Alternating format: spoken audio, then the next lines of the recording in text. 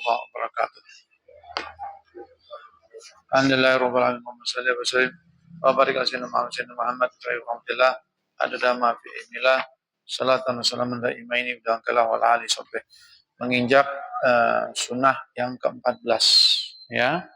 Sunnah yang ke-14 ini aksiru lil tilawatil Quran, yaitu disunahkan di bulan Ramadan, yaitu untuk memperbanyak pembacaan kitab suci Al-Quran ya. Bismillahirrahmanirrahim. Syahrul Ramadana alladzi unzila fihi al-Qur'anu hudal lin-nasi wa bayyinatin minal huda wal furqan. Alayah. Bulan Ramadan yaitu bulan diturunkan di dalamnya Quran. Hudal linnas sebagai petunjuk untuk manusia. Wa bayyinatin minal huda dan keterangan penjelas tentang petunjuk tersebut wal furqani yaitu dan pembeda antara yang benar yang salah. Nah, jadi bisa dikatakan kalau kita pakai bahasa sederhananya itu ya ulang tahunnya Quran. Ya, bulan Ramadan diturunkan. Nah, ada dua makna diturunkan 17 Ramadan itu memang Iqra itu yang pertama ya. Tapi ada yang memaknai Al-Quran itu begitu tanggal 17 Ramadan semuanya masuk ke hatinya Kanjeng Nabi. Leng. Tapi setelah itu baru diturunkan satu seperti itu ya. Nah, itu dia. Nah, di sini Al-Quran tersebut ya sebagai petunjuk untuk apa? Sebagai petunjuk untuk manusia. Dan di situ ada keterangan-terangannya, petunjuknya secara rinci seperti itu, dan penjelas mana yang benar, mana yang salah dan sebagainya. Itu dia ya. Kenapa kita perlu petunjuk? Ya, apa pentingnya itu petunjuk? Alvin?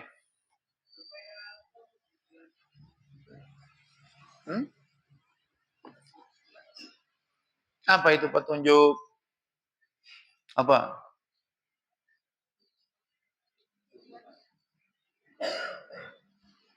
Apa itu? Petunjuk. Ayo. Mas Farid? Ibu-ibu orang tahu? Apa itu petunjuk?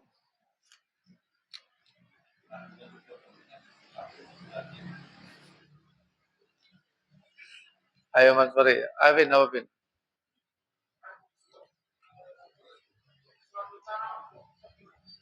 Ya, petunjuklah seperti itu kurang lebih ya. Jadi petunjuk ini yang merupakan kitab panduan.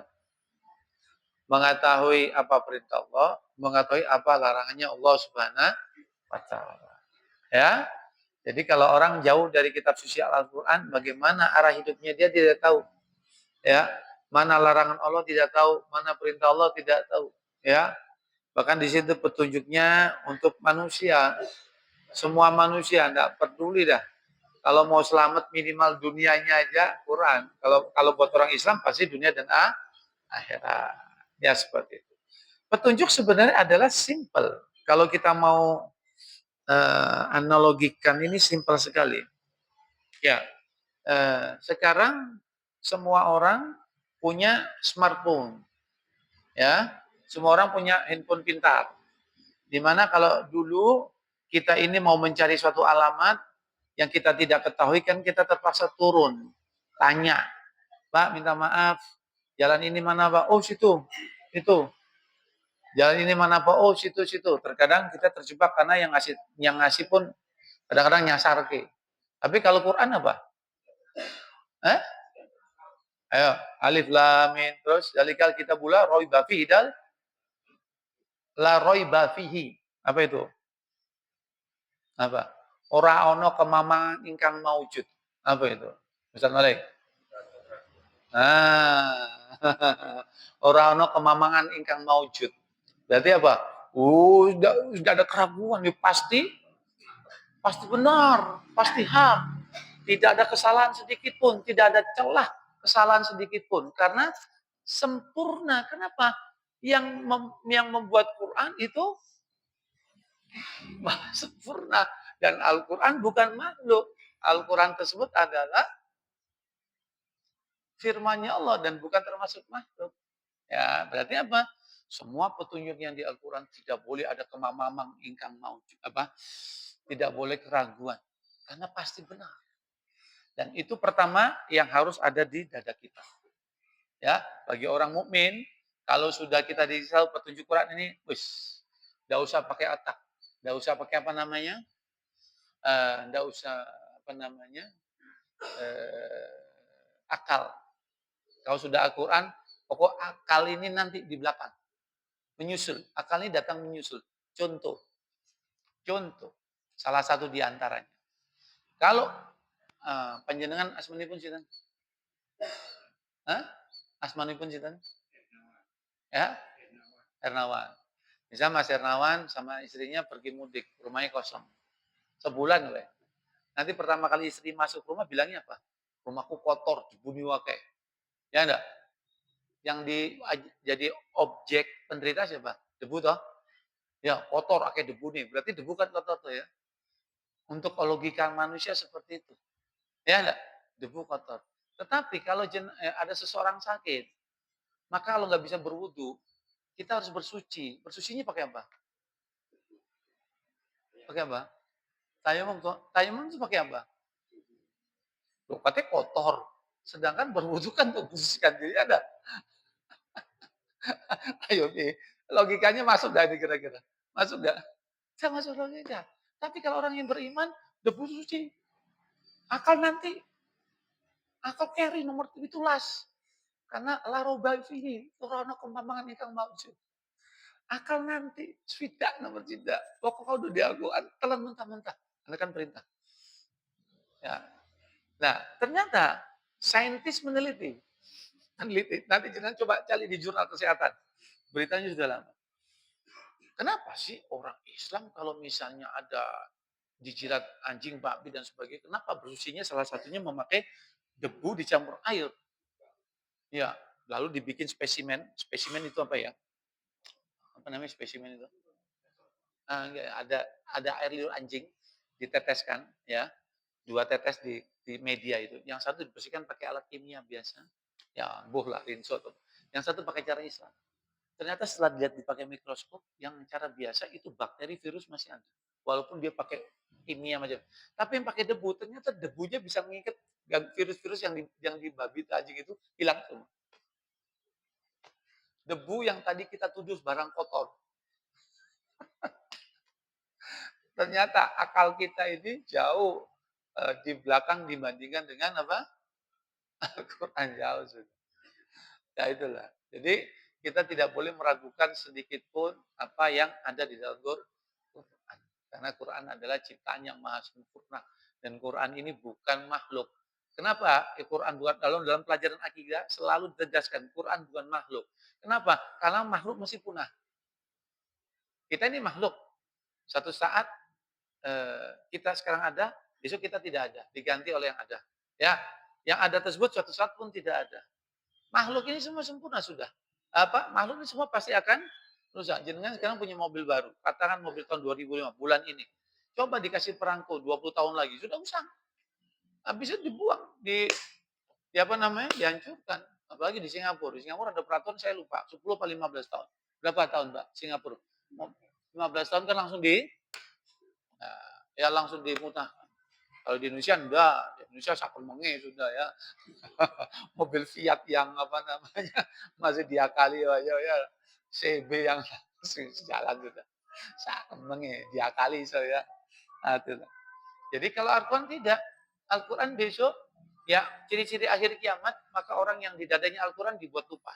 Maka Al-Quran yang ada mushafnya ini nanti hurufnya langsung diambil semua sama Allah Subhanahu wa taala. Seperti itu. Dan ada di sisi Allah Subhanahu wa taala tidak akan punah. Karena Al-Quran adalah merupakan firman dari Allah Subhanahu wa taala. Sampai sini paham dulu ya. Yang kita tahu dulu seperti itu ya, sebagai petunjuk. Ya. Ya. Coba lihat. Jadi petunjuk itu kita perlu tahu. Kalau kita tidak punya petunjuk, bisa dipastikan nyasar. Apa namanya? Nyasar. Akhirnya tujuannya tidak tercapai. Nah, sekarang mari kita sama-sama lihat. Apa tujuan kita kita diciptakan oleh Allah Subhanahu wa taala? Ayatnya masyhur. Apa? Dan tidak kuciptakan jin dan manusia kecuali untuk ibadah. Ya, wa ma khalaqtul jinna wal insa illa liya'budun. Itu tujuannya. Ya. Nah, berarti manusia di alam dunia ini diperintah secara tegas untuk ibadah kepada Allah Subhanahu wa taala. Baik yang ibadah yang makhdho sama khairul makhdho. Ya, baik ibadah yang memang sholat tertentu, ya, zakat tertentu. Yang khairul makhdho itu seperti misal bermasyarakat, birrul walidain, ya, lalu ya, yang hal-hal ke masyarakat, muamalah dan sebagainya, ya, seperti itu. Nah, sekarang sekarang kalau seandainya kita tidak punya petunjuk, maka kita pasti tidak mengerti mana yang perintah, mana yang larang. Itu pasti. Sehingga akhirnya kadang-kadang kebalik. Yang perintah dijauhkan, yang larangan justru dikerjakan. Terbalik-terbalik. Sama seandainya kita ini mau menuju kota Surabaya, kita kan sekarang lagi perjalanan, kita ini musafir. Kita ini musafir. Setiap detik kita jalan menuju Allah Subhanahu wa taala. Finishnya di mana kira-kira finishnya besok? Meninggalkan dunia. Finish loh. Ya, waktu sakratul maut ini finish. Kenapa? Karena innallaha yaqbalu taubatan abdil malam johorgir. Sesungguhnya taubat seorang hamba ini masih bisa diterima oleh Allah kalau ruhnya belum sampai kerongkongan ini. Ini finishnya di sini. Kenapa? Karena kalau sudah sampai di sini, dia tobat nggak diterima sama Allah. Ini loh, orang kalau meninggal dunia biasanya gini loh ya. Gitu. Ini saya sudah sampai sini. Tinggal ditarik selesai. Nah, finish di sini. Nah, begitu kita sampai untuk mencapai finish, ingat kita kan entah 60 tahun, 67 tahun, berarti kan kita ada masa yang kita lampaui itu. Kalau jenengan punya mobil, ini saya pakai kias dulu supaya gampang ya. Kalau kita punya mobil, disuruh orang pergi ke Surabaya, orang ini tahu, dia membuat mobil, dia tahu mobil ini kalau nggak nyasar jalannya ini mesti 100 liter, 1 cc sampai. Ini cuma perumpamaan aja loh ya. Orang ini kalau mengendalikan mobil tersebut nggak nyasar, mesti 100,1 cc sampai, les sampai Surabaya. Nah, apa bensin itu? Umur. Umur kita kan modal loh. Ya enggak? Berarti apa? Kalau Allah merintahkan kita untuk ibadah, berarti mestinya apa? Kalau kita nggak nyasar, berarti apa? Umur tersebut kita pakai selamat, husnul khotimah. Tapi kalau mobil tadi nyasar, mesti belok kiri, belok kanan. Akhirnya nyasar 20 kilo. Berarti apa? Sebelum sampai Surabaya sampai nggak? Bensin udah habis. Nah, maksudnya saya bandingkan ini apa? Kalau dia tidak tahu petunjuk, maka sejak balik, bukannya dia biada, tapi dia lalai dulu. Lalai dulu. Maksudnya, lalai dari umurnya tidak dipakai untuk ibadah.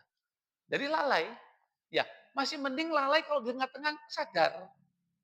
Tapi naudzubillah mendalik, lalai tetap lalai akhirnya meninggalnya dalam keadaan apa? Belum sampai tujuannya untuk taubatan nasuha, kembali kepada fitrah, akhirnya meninggalnya naudzubillah mendalik, summa naudzubillah mendalik, suul khotimah. Itu nyasar itu. Sekarang mohon maaf, pernah nggak kita mendengar ada orang yang meninggal suul khotimah? Bunuh diri, pernah nggak? Ya, meninggal dunia dalam keadaan apa? Naudzubillah mendalik ya, dia di dalam rumah karaoke kebakaran, ikut kopong. Pernah nggak kira-kira? Ya, lalu meninggal di atas perutnya wanita susila, naudzubillah mendalik. Meninggal dalam keadaan overdosis, pernah nggak kira-kira? Ya, lalu yang paling banyak meninggal bukan dalam keadaan la ilaha illallah Muhammad Rasulullah. Ini paling banyak. Paling banyak. Nah, berarti apa? Dia tidak dapat petunjuk. Dia tidak dapat petunjuk. Nah, ini dia. Berarti petunjuk ini penting.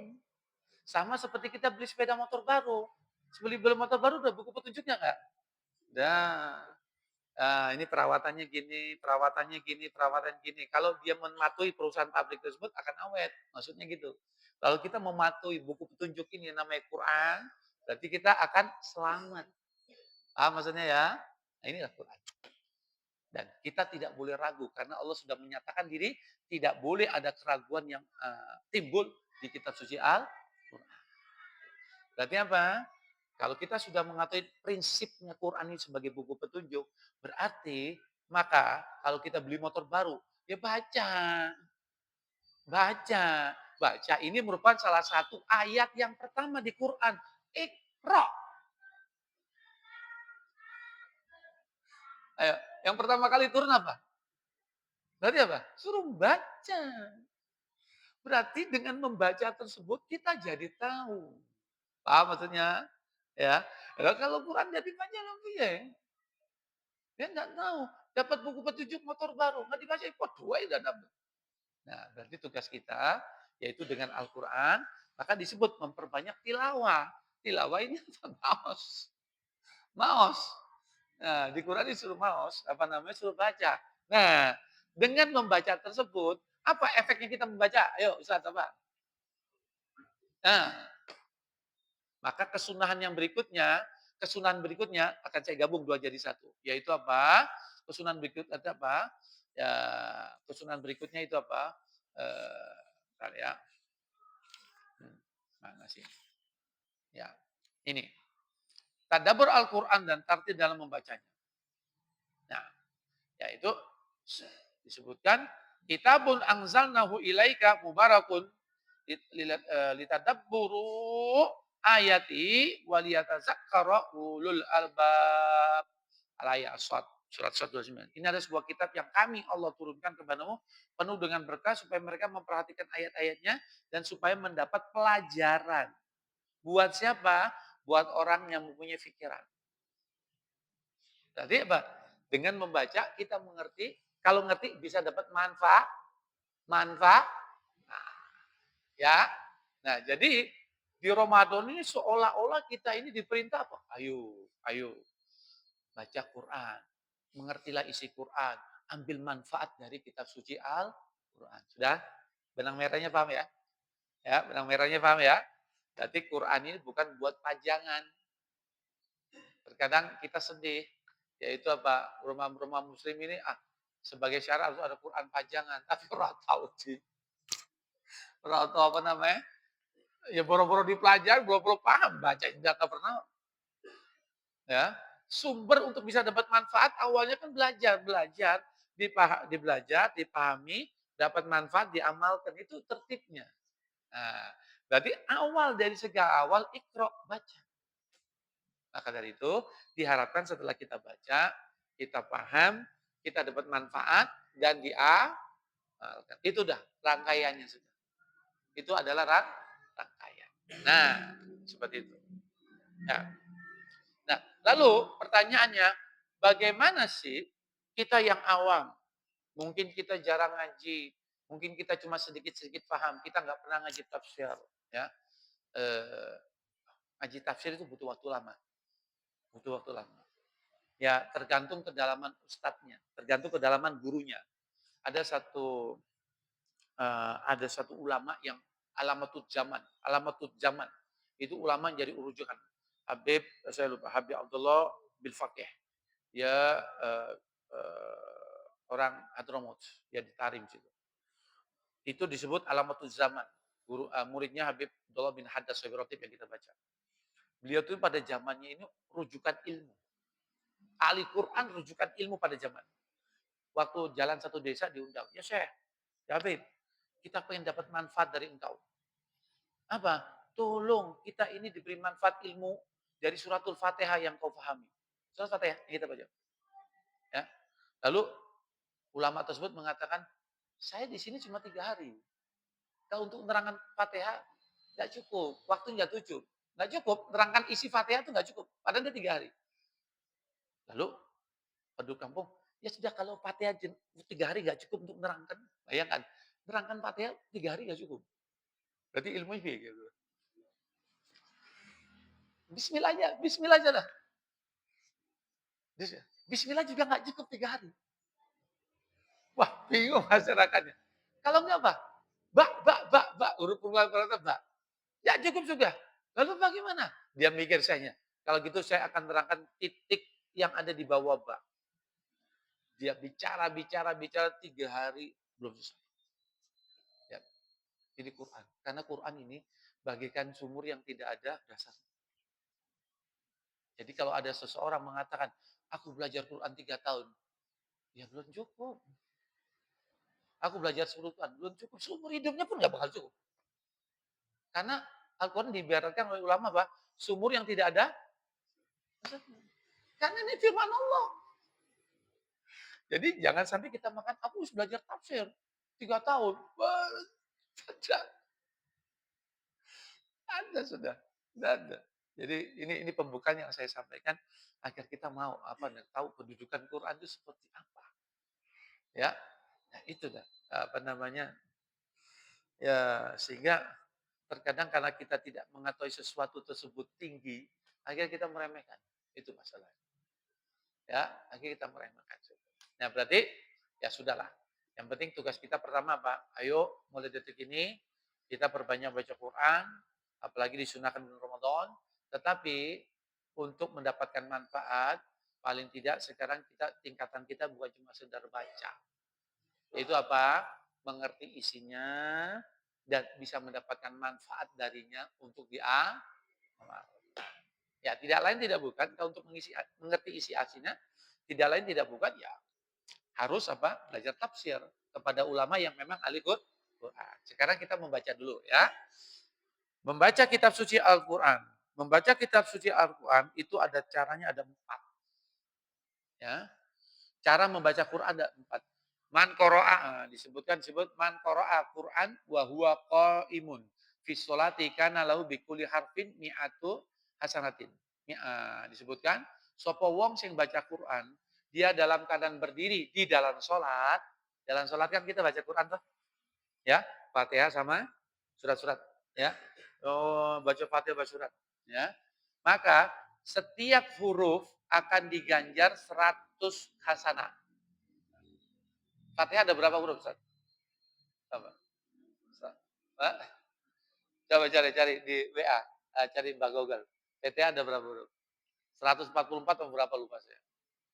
Nah, siapa orang yang baca Quran, sedangkan dia cara bacanya dalam keadaan berdiri, sholat, maka setiap hurufnya 100 hasanah, pahala. Nah, 139. Good. Nah, 139. Berarti 139 kali 100 berapa, Vin? 13.900. Kalau di bulan Ramadan, minimal kali 10 jadi berapa? Jadi satu huruf, jadi kita setiap baca selesai Fatihah mendapatkan 100. Nah, kalau berjamaah kali 27, berapa, Vin? Surah Ar-Rasad itu. Kalau berjamaah ini Masjidil Haram, kali 100.000 lagi. Wallahu alam sudah ya.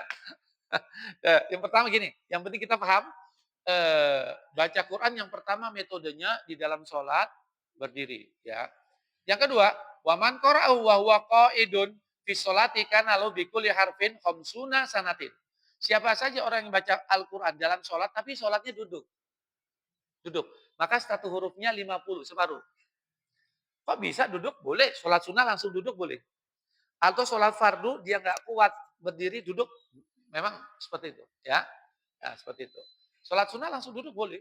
Orang misalnya orang lagi musafir, di bis sholat sunnah atau sholat fardu duduk ini kan langsung duduk boleh.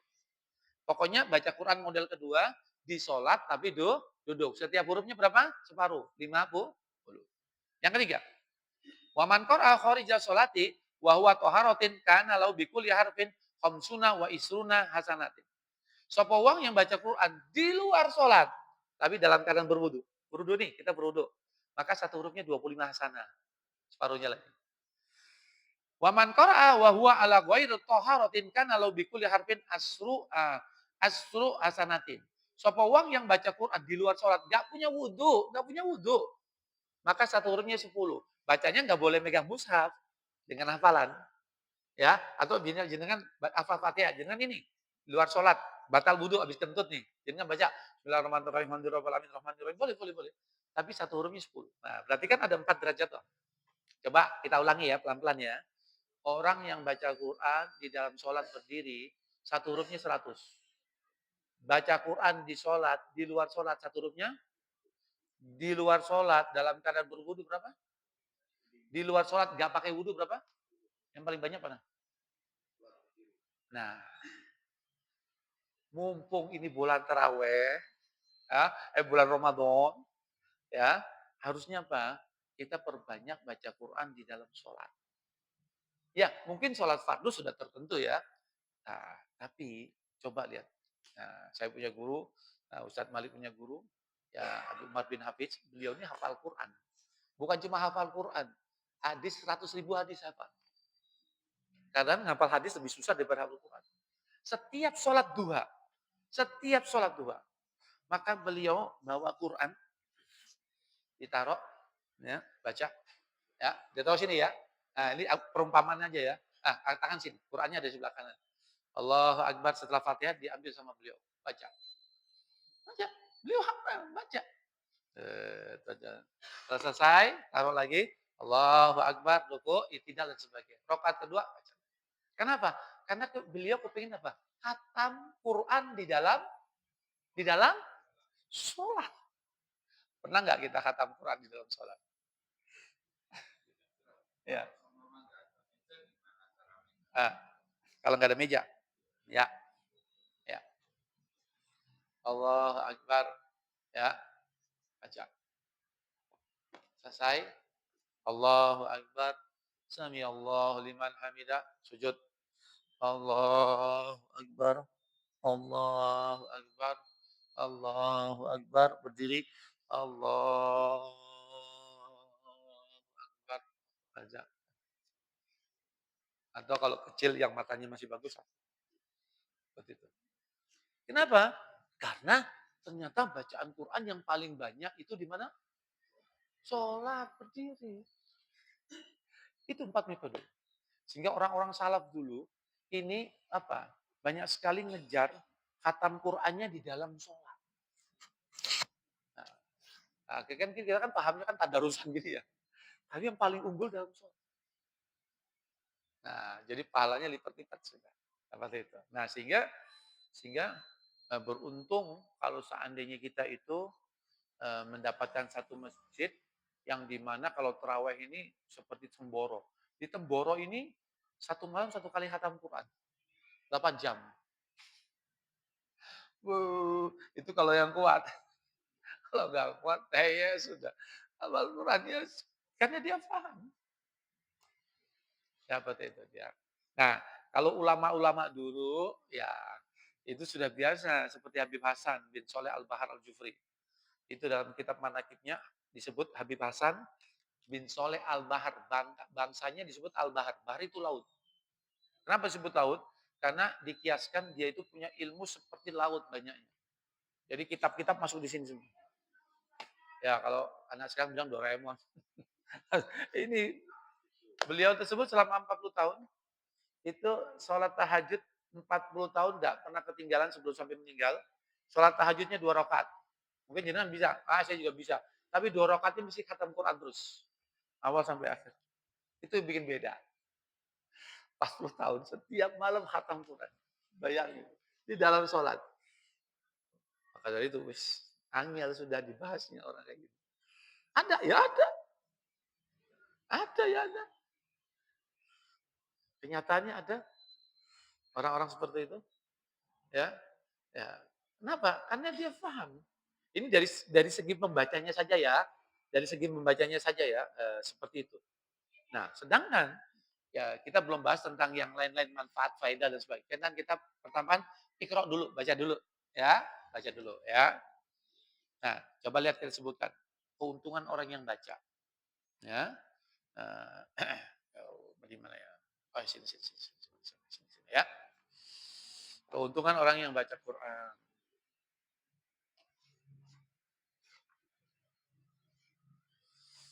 Ya Allah, ya Rahman, ya Rahim. Ya. Nah, ini kitabnya. 192. 192.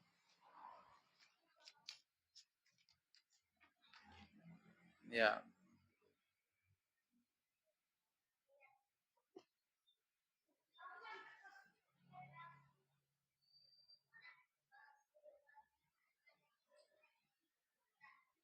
Ya. Keuntungan orang yang membaca kitab suci Al-Quran ya. Hmm.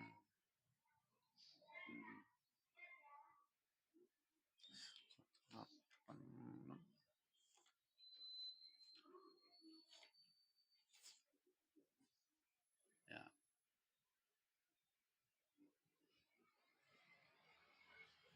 Ya,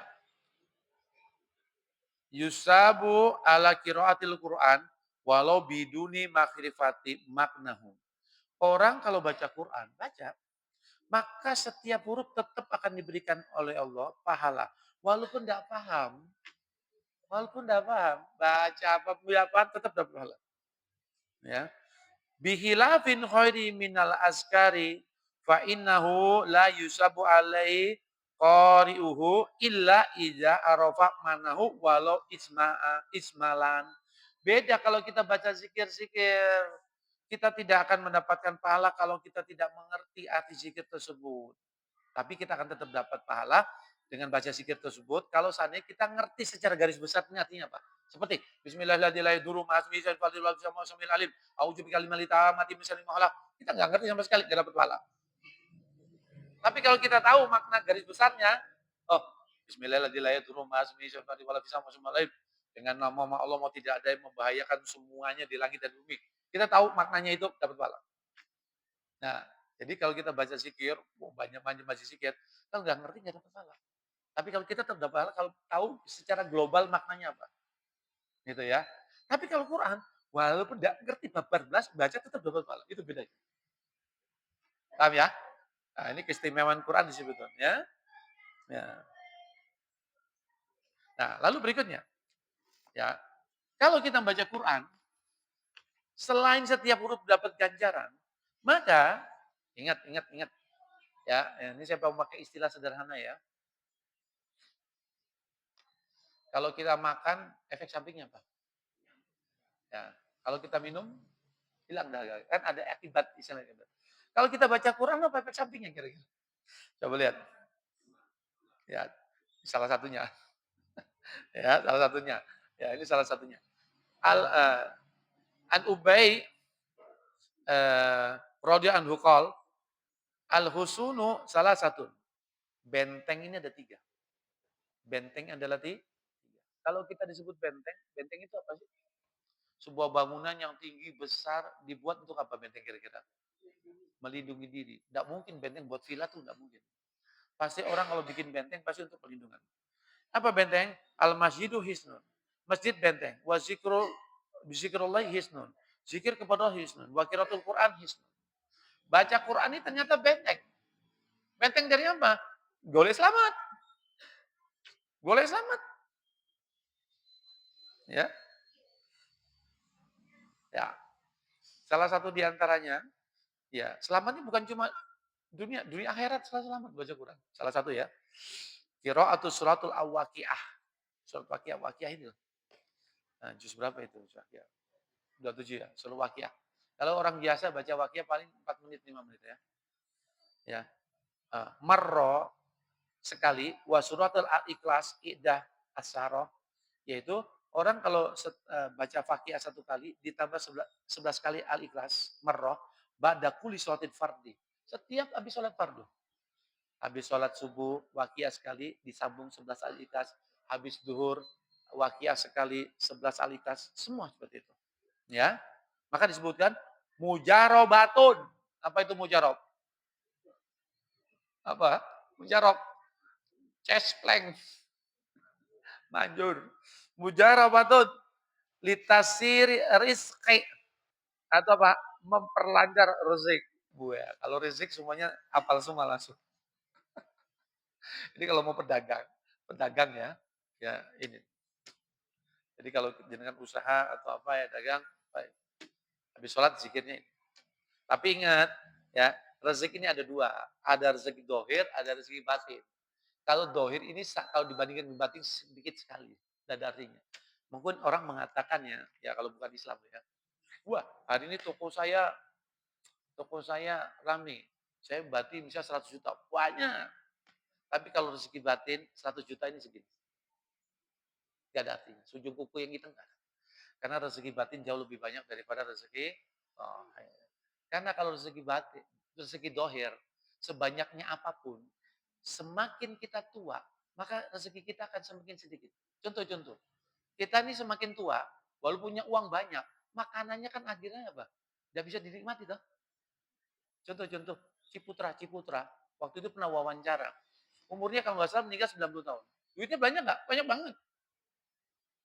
Tapi ditanya sama wartawan Ciputra, "Pak, Pak Ciputra, dengan umur sekian bagaimana Anda melakukan kontrol semua?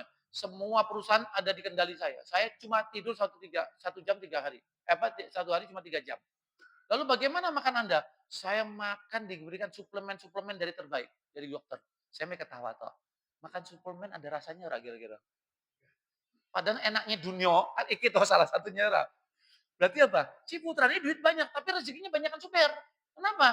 Ciputranya makan suplemen, supirnya makan tengkleng. Enak mana yo? Betul kan toh?